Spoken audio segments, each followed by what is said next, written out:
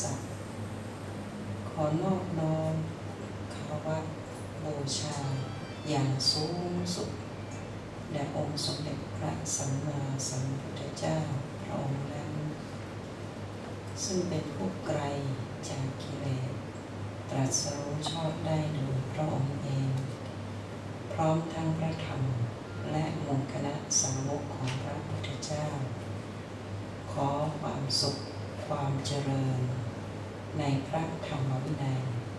จงมีแด่ท่านผู้ฟังทั้งหลาย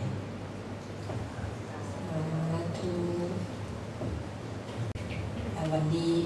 วันที่2 สิงหาคมพุทธศักราช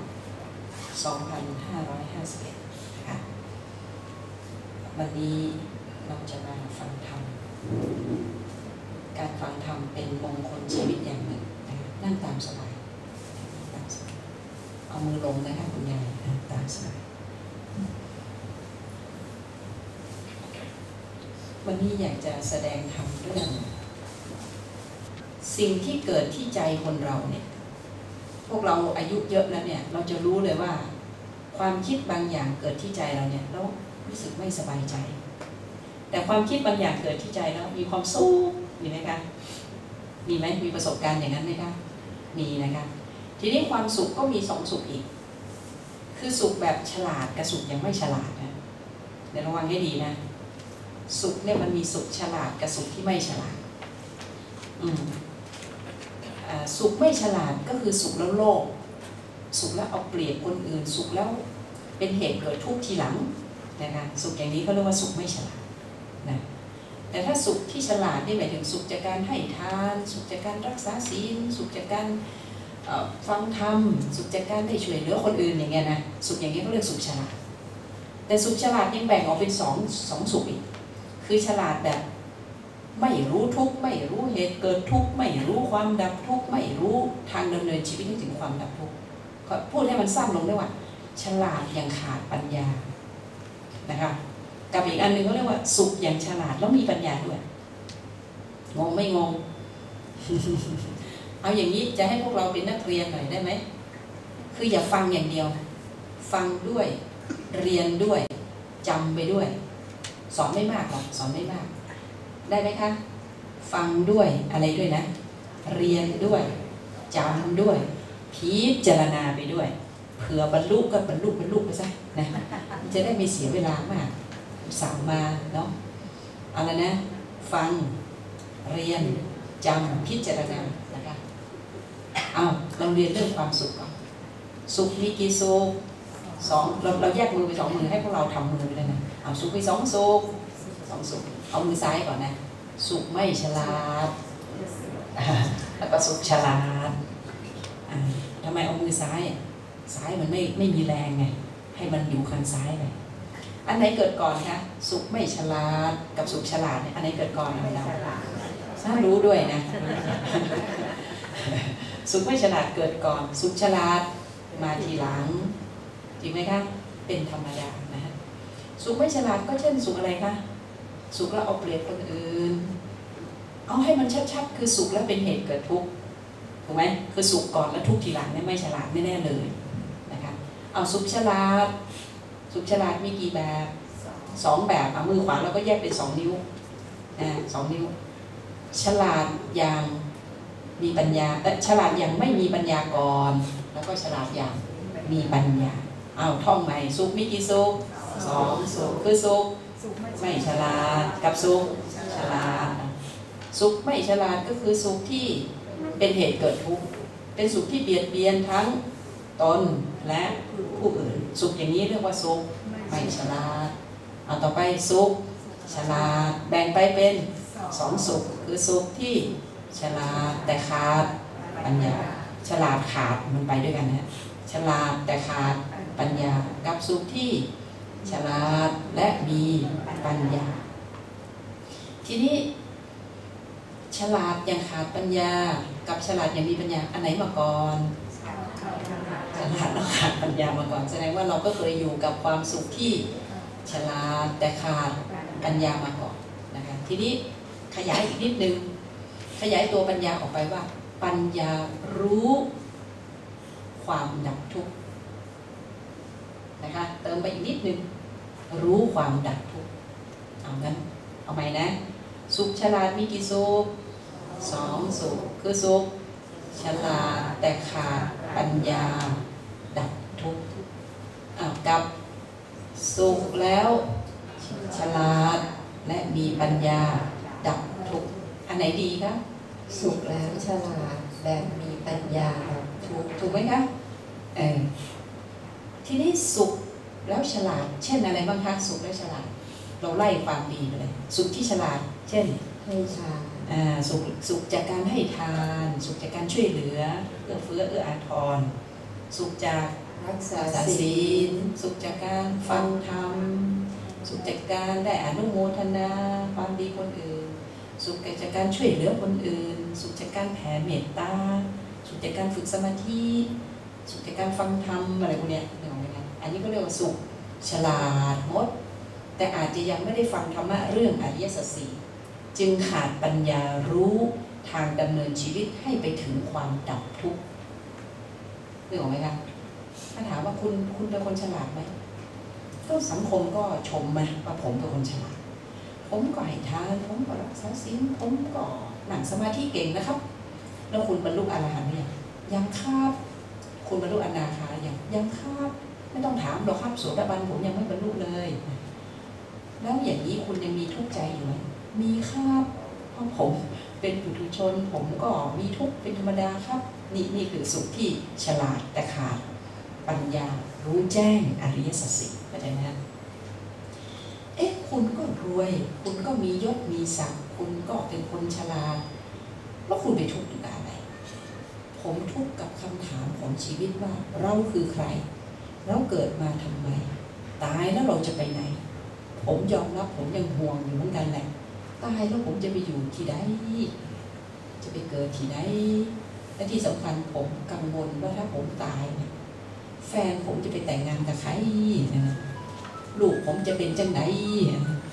ผมไม่อยากจะตายพลัดพรากจากของรักนี่เป็นความทุกข์อันหนึ่งอย่างเงี้ยก็เรียกว่าสุขเนี่ยมี2 สุขคือสุขที่ฉลาดแต่ขาดปัญญาที่จะสิ้นทุกข์หรือสิ้นเชิงกับสุขที่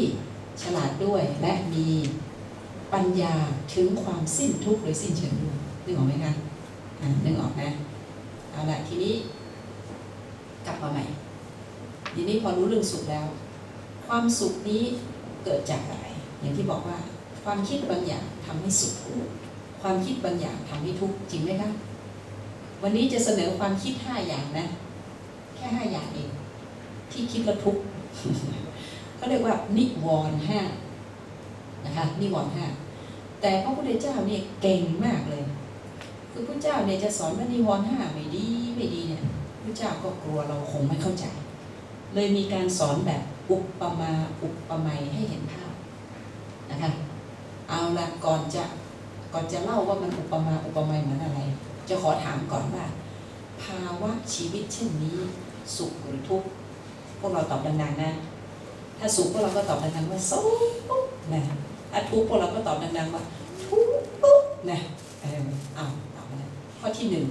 1การเป็นหนี้ที่ต้องชดใช้เป็น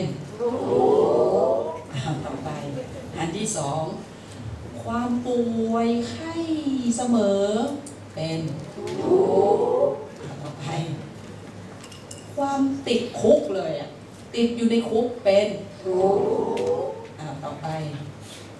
ความเป็นทาสรับใช้โดนจิกหัวใช้ไม่มีอิสระแก่ตัวเลยเป็น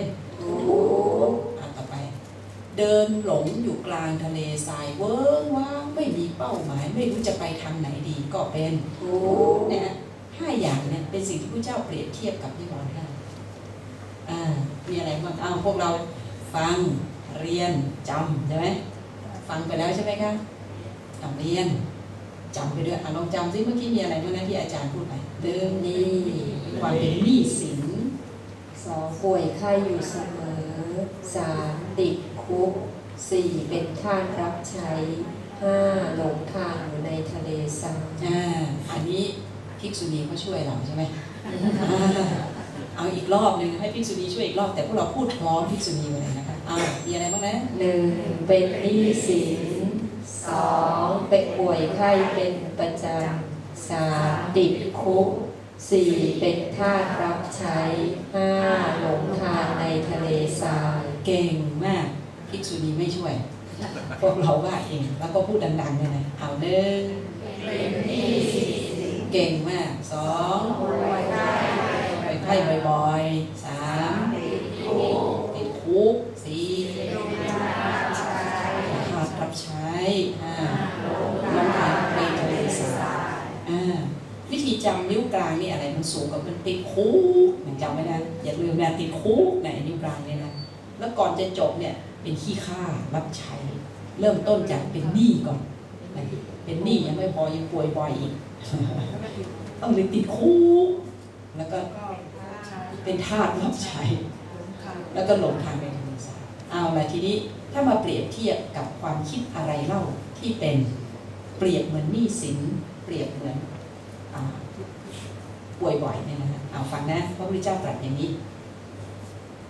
ความติดใจพอใจในรูปสวยเสียงเพราะกลิ่นหอมรสอร่อยสัมผัสกายที่ถูกใจเขาเรียกว่ากามฉันทะคือพอใจในรูปสวยๆพอใจในเสียงเพราะไพเราะแล้วก็พอใจในกลิ่นหอมพอใจในรสอร่อยพอใจในสัมผัสกายที่ถูกใจเรียกว่ากามฉันทะเมื่อมีความพอใจในสิ่งเหล่านี้มันมักจะมาขวางใจเรา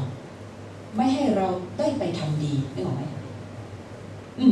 บางทีเราอยากจะคิดดีๆอะไรนะอยากจะพูดดีๆอยากจะทำดีแต่ความที่เราไปพอใจในสิ่งเหล่านี้เลยทำให้เราต้องเผลอโกหกไปบ้างเผลอพูดแบบเอาเปรียบเขาเผลอทำอะไรที่น่าเกลียดออกไปนึกออกไหมพอไปคิดหมกมุ่นกับสิ่งเหล่านี้ความคิดดีๆเนี่ยมันเกิดไม่ทันยกตัวอย่างเช่นญาติเรามาเยี่ยมแล้วเขาก็พูดด้วยความหวังดีเนาะเขาก็พูดด้วยความหวังดีว่าพอดีเนี่ยฉันมีไม้สักลื้อๆกองไว้นั่นอยู่กองนึงเนี่ยว่าจะให้ใครดีเนี่ยเธอแนะนำหน่อยสินะความพอใจในไม้สักมันพุ่งปรี๊ดขึ้นมาได้ออกไหมมันอยากได้เป็นของตัวเองนะฮะมันก็เผลอแสดงความโลภออกไปอย่างน่าเกลียดความคิดดีเกิดไม่ทันแล้วก็พูดพลาดเลยเอาไปให้ใครมันก็ลำบากนะเธอ